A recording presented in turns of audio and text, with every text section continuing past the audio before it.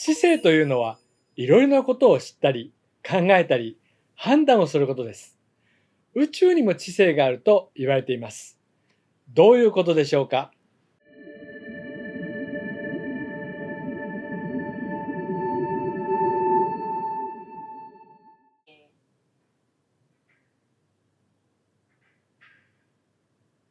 こんにちは。全世界1000万人以上が学んだ超越瞑想を教えている森正也です。この動画を見ていただきありがとうございます。超越瞑想はインドで5000年以上前から伝えられている伝統的な瞑想法です。さて今日は宇宙の知性について話をします。宇宙の知性という言葉は聞いたことがありますか？知性という言葉はよく考えるとちょっと難しいかもしれません。コンピューターやロボットに知性があると聞くと、あなたはどういうイメージを持ちますか？あなたの話を理解してあなたの望むことをやってくれたり、あるいはロボットが自分で判断して問題を解決するというイメージがあるかもしれません。例えば、こうやって本を立ててですね、こんにちはというと本がこうペラペラっとめくれて、動いてくるというような感じになると、この本には知性があるなという感じになると思います。知性があると感情もありそうですよね。喜んでいそうです。そういえばぬいぐるみ、ここにあるんですけども、ぬいぐるみと話をしている人もいます。私にはよくわかりませんけども、その人が本当に会話できるというのであれば、そうなんだろうと思います。こんにちは。で、その場合、そのぬいぐるみには知性があるという感じがします。さて、では、宇宙に知性があるとするとどうでしょう？宇宙と会話はできない気がします。知性というと何かを理解したり問題解決をする感じだと思いますが、今日私がお話をする宇宙の知性というのは少しニュアンスが違うかもしれません。例えば水を温めると100度で沸騰して蒸気になります。また沸騰する温度は気圧で変わります。これはもう昔から変わらないですよね。そういうものだと思えばそうなんですけど、なぜいつもこうなのでしょう？不思議じゃありませんか？そういえば不思議という名字の方もいらっしゃいますね。それはともかく、他の例で言えば、例えばこうやってボールを落としたとします。この落ちるスピードや跳ね返る高さっていうのも計算で出るんですよね。この跳ね返りっていうのは適当じゃないんですよね。いつ誰がやっても同じ結果です。何かこう宇宙には知性が働いているっていう感じがしませんか？ちなみにこの本とティッシュを同時に落とします。はい、出た。ティッシュです。真空中では同時に落とした時には同時に着地します。この大気中ですね、特に外ですと空気抵抗によって差が出ます。本の方が先に落ちていきます。これはふわふわと落ちていきますね。こういうのも計算で出ます。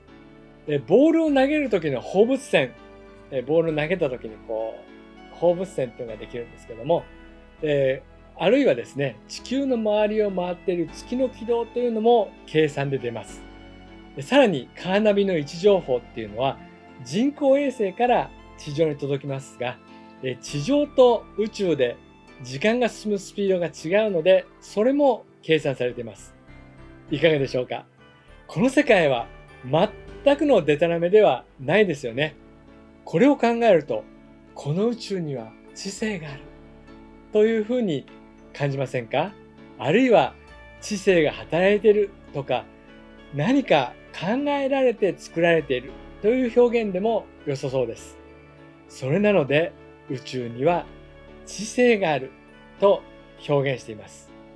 さて今お話をしたような話は一般的に誰でもなるほどと思うようなことだと思います。実はこれについてはもっと続きがあります。宇宙の知性についてですが、それが最初に現れた瞬間というものがあるそうです。それはビッグバンです。宇宙はビッグバンから始まったとされています。何もなかったところに振動が起こって、そこから大爆発があってこの宇宙ができたという説ですね。宇宙マイクロ波背景放射という CBM というのが観測されて、今はビッグバンがあったということになっていますが、ではそれ以前はどうなっていたのかとか、膨張する宇宙の外側って何という疑問には誰も答えを持っていません。不思議ですよね、不思議さん。こんな不思議な空間の中に一緒にいる私たちは一緒に仲良くしたいものです。さて、そのビッグバンがとりあえず今この宇宙が最初に現れた瞬間です。そしてそれは宇宙に知性が現れた瞬間でもあります。なんだか科学番組のようになってきましたね。そういえばビッグバンは繰り返してるっていう説もありますね。こういう話は好きですか？さて、ここからはこの超越瞑想の本に書かれていることを紹介します。この本の中に出てくるプラーナという言葉はご存知でしょうか？もしご存知ない方は過去の動画が参考になりますので、ぜひご覧いただければと思います。プラーナとは分かりやすく言うと振動のことです。ビッグバンも最初は何もないものが振動して始まりました。この宇宙はエネルギーに満ちているという人もいますが、エネルギーとは振動です。この宇宙、この世界は振動でできていると表現する場合もあります。プラーナは宇宙知性の最初の現れと言われています。そしてその後もこの世界で誕生する生命などにも関わりがあります。心の誕生についての動画もありますが、心も宇宙が振動して生まれてくると言われています。私たちが究極の真実を理解しようと思って、この絶対なるものの英知の限りない海の浜辺に立ちたいと思うのは自然なことだとこの本には書かれています。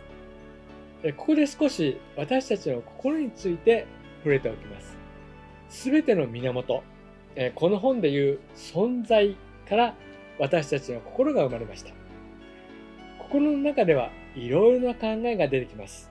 そして実は普段使っている言葉として認識できる部分と言葉にならない部分というものがあります。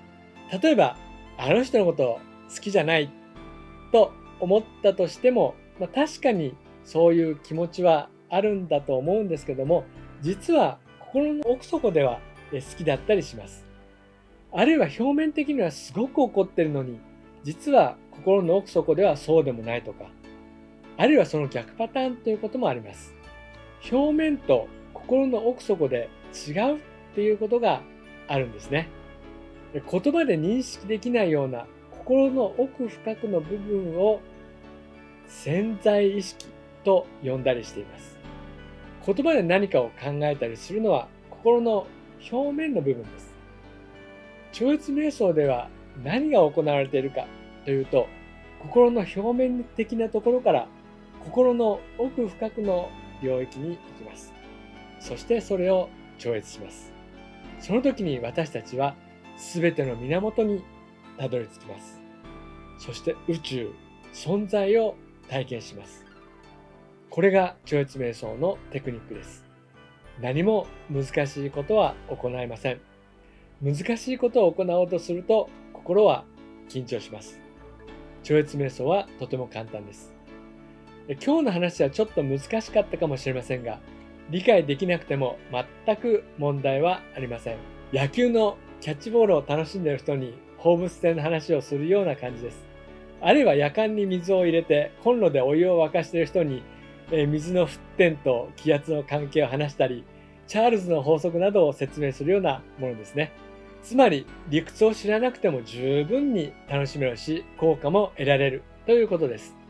あなたもぜひ超越瞑想を楽しんでいただければと思います。はい、今日はこういう宇宙の知性についてのお話でした。もし超越瞑想に興味を持たれた方は、ぜひお近くの瞑想センターで行われている無料の説明会にご参加いただければと思います。またすでに超越瞑想を学ばれている方は、瞑想のチェッキングを受けるのもいいと思います。この動画が良かったという方は、ぜひチャンネル登録やいいねをよろしくお願いいたします。今日もご視聴いただき感謝いたします。ありがとうございました。ジェイクルです。